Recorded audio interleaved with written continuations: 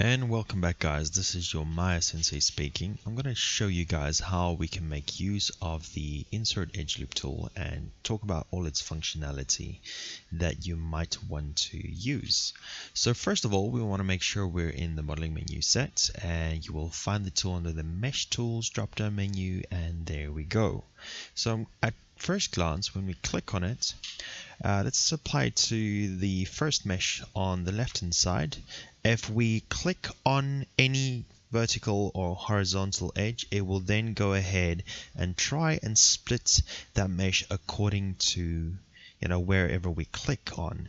So to get the hang of the actual understanding of how and why it's cutting it along this axis, we need to first of all have a look at the settings. So I'm going to double click on the actual tool to bring up the tool settings. I'm going to click on reset button, and then we can quickly have a look at what's happening here. The first option under the maintain position is set to relative. So what this means is, if I just quickly undo to remove that edge, this means it's going to try and automatically adjust the edge profile based on where we click and drag on the edge, and you will see that it changes its flatness or its angle according to where we drag this edge.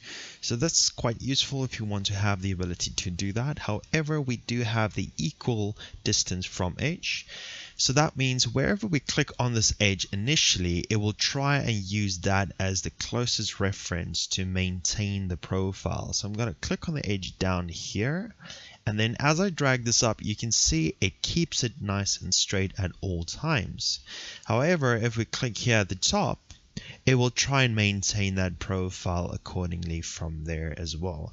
So these two options are quite useful if you want to edit the way that the Insert Edge Loop reacts. So I'm going to undo that. Let's jump to the multi-edge loop functionality, and you'll see as soon as we open that, a little extra checkbox is enabled, and we have a number of edge loops. Over here we can then choose a specific number like 3, for instance, and I can then go ahead and click on the edge just like we did before, and you'll see it will try and space out the edges equally from the average of every edge. So it's just trying to make sure that all edges are represented as an equal distance apart, and it will try and maintain the first edge loop with the second and the third, and so on. So it's just trying to insert 1, 2, 3, 1, 2, 3, and as I said, because of this use equal multiplier, it will just look at the edge length over here and the edge length over there, and then multiply the average distance between them so that they're perfectly split in the center. So if we turn that option off, this will now respect the shortest edge of the actual model, and it will look very similar, especially because it's all both sides the same, but it will now respect the one side with the shortest edge and then not have the middle or any of the other edges that's longer than that, to maintain that equal distance. So that's what this little option does for us.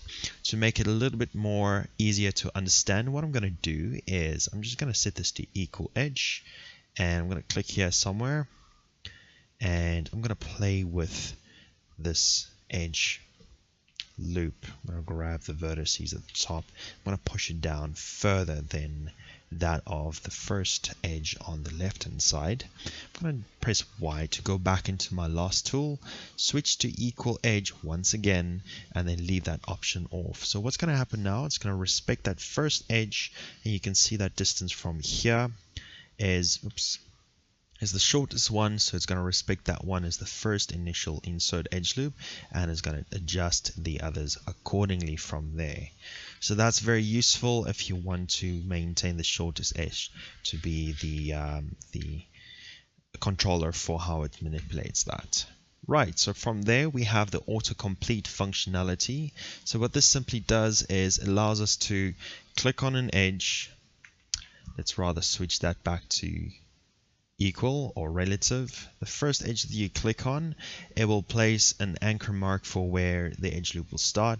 And as soon as I click on anywhere on this edge from there, and I keep adding to that, it will just keep building that edge loop for us. And when you press enter, it will only insert it up to that point. So that's quite useful if you want to do that. If you say autocomplete, you will automatically see the full loop being applied to the model instead of having to click all the way around the model. So finally, we have a fixed quads. This will just respect the model in terms of whether you have triangles, and then see if it will insert the loop all the way up to that triangle point to try and fix it into a quad mesh. And then lastly, we have the insert with an edge flow, so that respects the curvature of the mesh. And to show you guys exactly what that looks like, I'm actually going to apply it to the second and the third mesh so we can see what that looks like. So let's have a look over here. I'm going to turn that option on, and as soon as I click on the edge loop, it will now try and bulge out to try and average out the roundness to always get the shape of the model to look as round as possible. We have an edge flow adjustment, so we can reduce that to 0, which means it will just insert the loop, but it won't actually affect it. So the same thing over here, if we quickly go into the tool and we hit apply. In fact, let's switch to relative over there. So if we click there, it will do only a small amount of adjustment, and depends on the value. If I put that all the way maximum, it will then push out to try and round that out. And there you guys have it. That's your Insert Edge Loop tool. I hope you guys liked this video, and I will see you guys next time. Cheers.